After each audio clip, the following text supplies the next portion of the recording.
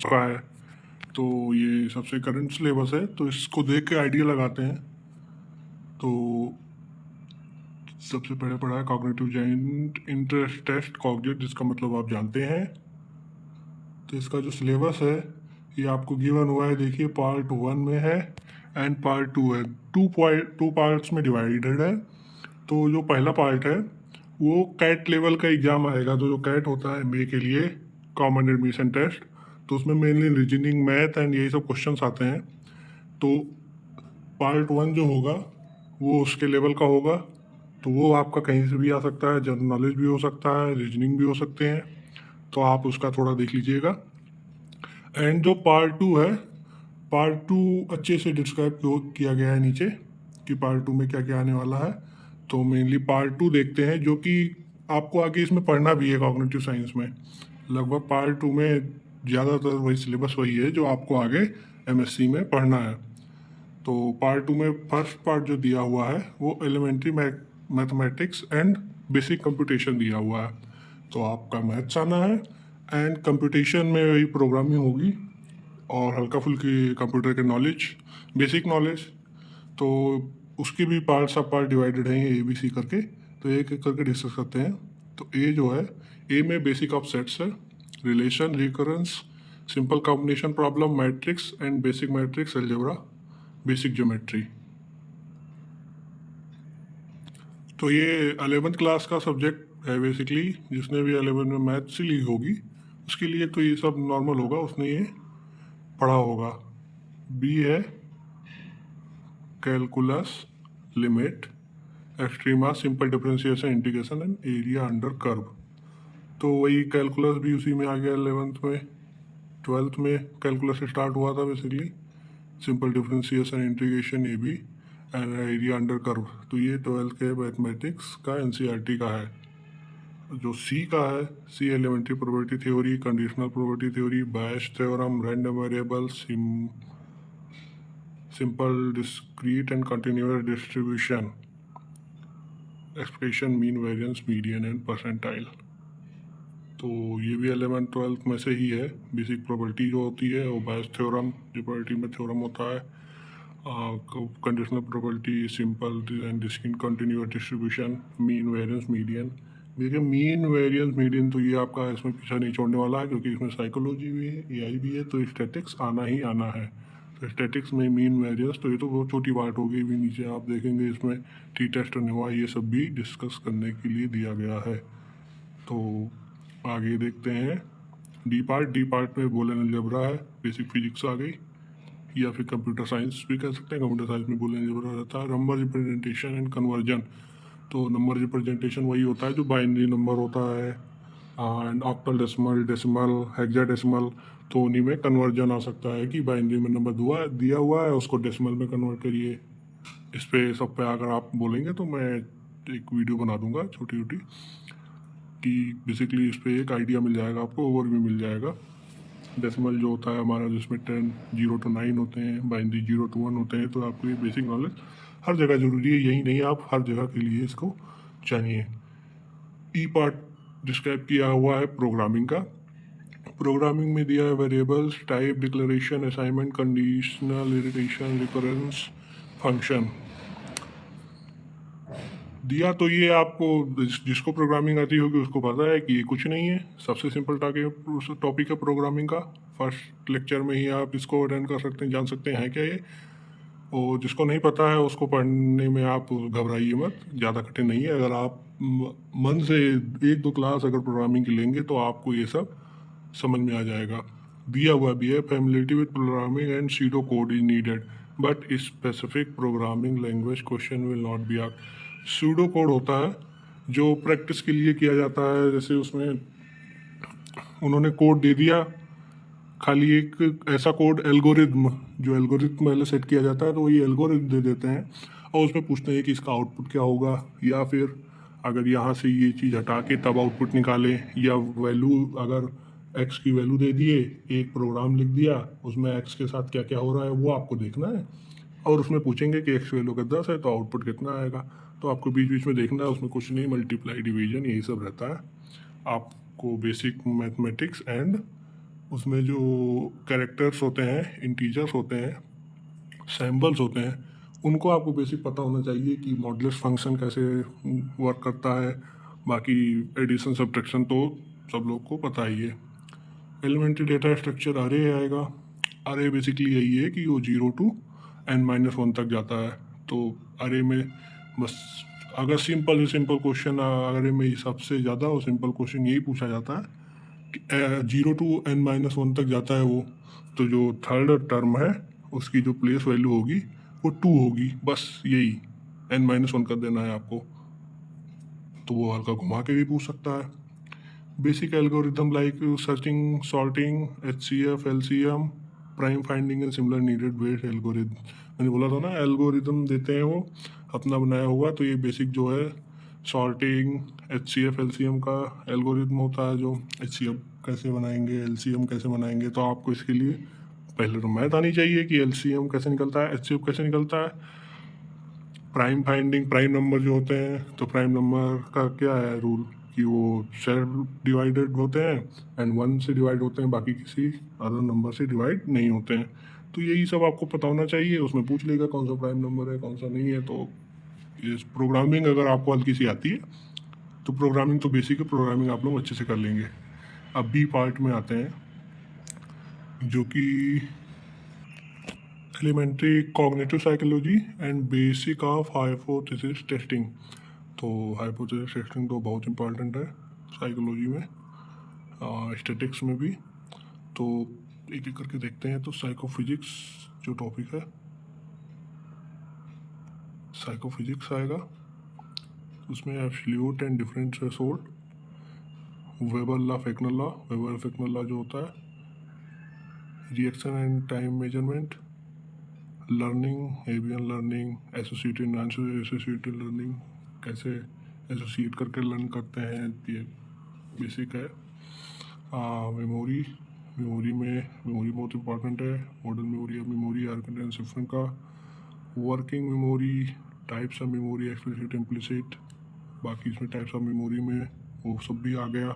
Short term memory, sensitive memory, long term memory, explicit, implicit basically दिया हुआ है, तो एक्सप्लिसिट और इम्प्लिसिट भी अच्छे से पढ़ना पड़ेगा क्योंकि एक्सप्लिसिट और इम्प्लिसिट भी बड़ा टॉपिक है।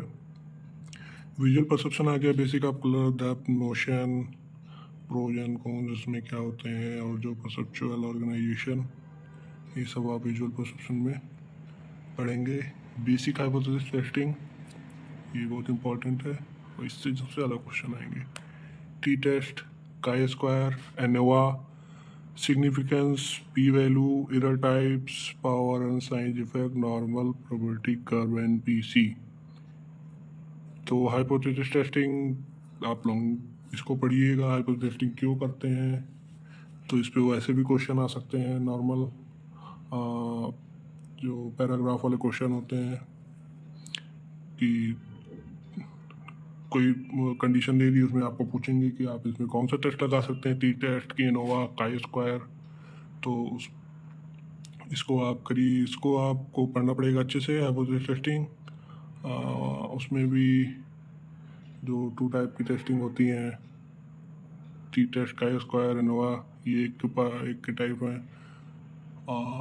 Parametric and non parametric test जो होते हैं, तो इन दोनों में भी आपको अच्छे से डिफाइन करना होगा क्योंकि ये पेपर तो ही है आपका, साथ में आपका इंटरव्यू भी होना है। तो इंटरव्यू के मार्क्स प्लस ये जो पेपर के मार्क्स होंगे, इससे आपको एडमिशन मिलेगा। तो आप कोशिश करिए कि पेपर के मार्क्स में सबसे ज़्यादा मार्क्स लाइए, क्योंकि कहीं भी होता है तो इंटरव्यू और पेपर के मार्क्स ऐड किए जाते हैं। और ज़्यादातर जगह यही होता है कि 70% पेपर के मार्क्स होते हैं एंड 30% इंटरव्यू के मार्क्स होते हैं।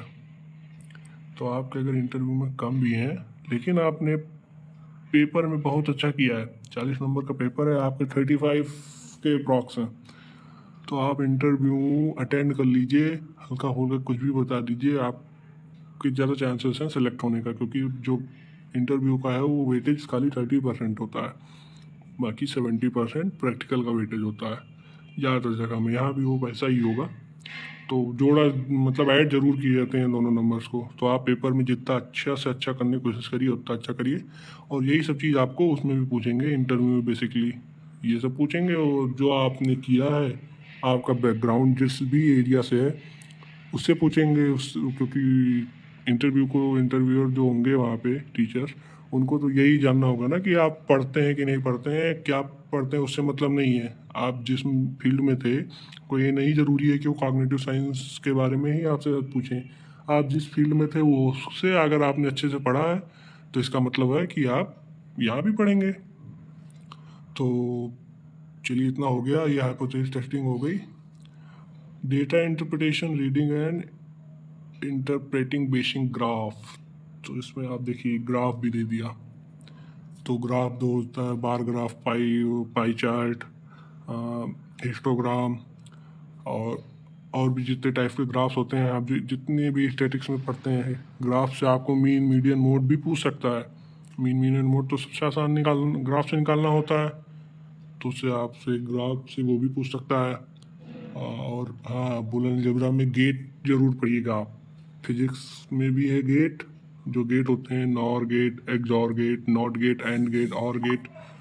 तो ये सब आप जरूर पढ़िए, बुलियन अलजेब्रा में भी है। और ये Boolean algebra physics and computer science दोनों में बहुत इंपॉर्टेंट है। सी पार्ट दिया है इंट्रोडक्शन टू न्यूरो साइंस। तो इसमें बेसिक न्यूरल एनाटॉमी आएगी, major division of brain, cortical and subcortical structure, orientation and plane of section, peripheral nervous system। तो पूरी न्यूरल एनाटॉमी दे दिया है बेसिक लिख के, लेकिन पूरा दे दिया है कि आपको ब्रेन के बारे में सब कॉर्टिकल एंड सबकॉर्टिकल स्ट्रक्चर पता होना चाहिए। कॉर्टेक्स, सब कॉर्टेक्स एंड न्यूरॉन्स, उसमें भी जो मेनिंजेस होती हैं उसकी ब्रेन्स की, आपको लोब्स सारे पते होने चाहिए। देखिए सिलेबस में जितना दिया है उससे कहीं ज़्यादा क्वेश्चन में आता है, तो आप कोई भी ब्लेम नहीं कर सकते कि आपने ये दिया ही नहीं था, क्योंकि बेसिक न्यूरल एनाटॉमी उन्होंने लिख दिया है, सब आ गया। न्यूरल एनाटॉमी में जितने भी क्वेश्चन होंगे सब आ गए। तो एमाइड गैला से भी क्वेश्चन अंदर से भी आ सकते हैं, हाइपोथैलेमस थैलेमस। तो बायो वाले स्टूडेंट के लिए तो ये नॉर्मल रहेगा, लेकिन बाकी स्टूडेंट को इसकी प्रैक्टिस करनी पड़ेगी। बेरिंग न्यूरोसाइकोलॉजी में भी structure of neuron and type of glial action potential synapse, synaptic transmission. तो ये साइकोलॉजी में भी पढ़ाया जाता है, और ये बेसिक कह सकते हैं, क्योंकि ये जो है उतना टफ नहीं है। क्योंकि इसमें ये action potential synapse, synaptic transmission, लेकिन जो क्वेश्चन बनाने वाले होते हैं वो इतनी कह सकते हैं कि सिंपल टॉपिक से इतने कठिन क्वेश्चन बना देते हैं कि आपको सारे क्वेश्चन सही लगेंगे, क्योंकि एमसीक्यू होता है, सारे ऑप्शन आपको सही लगने लगते हैं। सी पार्ट दिया है function of different region of brain, reflex arc, receptor. तो आपको ब्रेन के सारे लूप्स की फंक्शन पता होना चाहिए, सारे mid brain, and brain, mid brain, hind brain, सबके पार्ट्स के पता होना चाहिए। रिफ्लेक्स आर्क क्या करता है, एमाइगडाला, मेडुला ऑब्लंगेटा। तो ये सब आपको पढ़ना पड़ेगा। न्यूरो साइंस लगभग पूरी आ रही है, बेसिक न्यूरो साइंस। इसमें कुछ रेफरेंस दिया हुआ है, देख ले रहे हैं। पहला दिया हुआ है for mathematics, any class 12 mathematics book used by CBSE. तो मैंने बताया था 12th में एनसीईआरटी से पूरा है, लेकिन आप 11th का भी पढ़ के जाइए, क्योंकि उसमें 11th में भी काफ़ी सारे हैं। For basic computation any class 11 and 12 book used by CBSE, no programming language is needed. तो मतलब प्रोग्रामिंग लैंग्वेज की नीडेड नहीं है, लेकिन आप थोड़ा पढ़ेंगे प्रोग्रामिंग लैंग्वेज, जब पढ़ेंगे तभी आपको समझ में आएगा। तो आप पाइथन देख लीजिएगा, पाइथन सबसे सिंपल है। पाइथन के 1-2 लेक्चर देखेंगे आप, बस उतने में आपको समझ में आ जाएगा, पाइथन में कुछ भी नहीं है। फिर ये सब दिया हुआ है, इंट्रोडक्शन टू साइकोलॉजी बुक है, introduction to psychology explaining psychology, statics, psychological statics and psychology and education, cognitive psychology and neuroscience, Longstaff neuroscience. तो ये सब बुक्स आप देख लीजिएगा। अगर आप कॉलेज में हैं तो आप लाइब्रेरी में ढूंढिए, आपको ये बुक्स मिल जाएंगी। ज़्यादातर इसमें बुक्स साइकोलॉजी की हैं, साइकोलॉजी में एस के मंगल पढ़िए आप। एस के मंगल इसमें दिया हुआ है कि नहीं, statics in psychology and education, हाँ ये एस के मंगल दिया हुआ है 2000 को। तो ये स्टैटिक्स के लिए सबसे अच्छी बुक एस के मंगल है, एस के मंगल प्रेफर करिए। एंड बाकी मैथमेटिक्स और कंप्यूटर साइंस के लिए आप कहीं से भी यूट्यूब से 1-2 लेक्चर देख लीजिए। बेसिक मैथमेटिक्स पढ़िए, CBSE की NCERT 11 एंड 12 बुक, या आपका कोई फ्रेंड जो मैथ साइड से बिलोंग कर रहा है तो उससे आप वो कर सकते हैं। इंटीग्रेशन डिफरेंशिएशन उतना नहीं आएगा, थोड़ा थोड़ा आएगा। एरिया अंडर कर्व भी आप हल्का सा पढ़ लीजिएगा, सब ऊपर ऊपर से आएगा, ज़्यादा परेशान होने की ज़रूरत नहीं है। बस मेनली आपको स्टैटिक्स में फोकस करना है। स्टैटिक्स से काफ़ी सारे क्वेश्चन आते हैं ऐसे एग्जाम में। ओके, तो फिर इसके नेक्स्ट वीडियो में मैं ये डिस्कस करूँगा कि जो कॉग्निट 2023 का एग्ज़ाम हुआ था ऑनलाइन, हाँ एग्ज़ाम इसका जो होता है वो ऑनलाइन, अभी तक ऑनलाइन होता था, आगे का मुझे नहीं पता। तो ऑनलाइन हुआ था तो उसका जो इंस्ट्रक्शन थे वो देखेंगे कैसे ऑनलाइन हुआ था। उन्होंने प्रोवाइड किया था अपना एक पूरी PPT भेजी थी उन्होंने, PDF।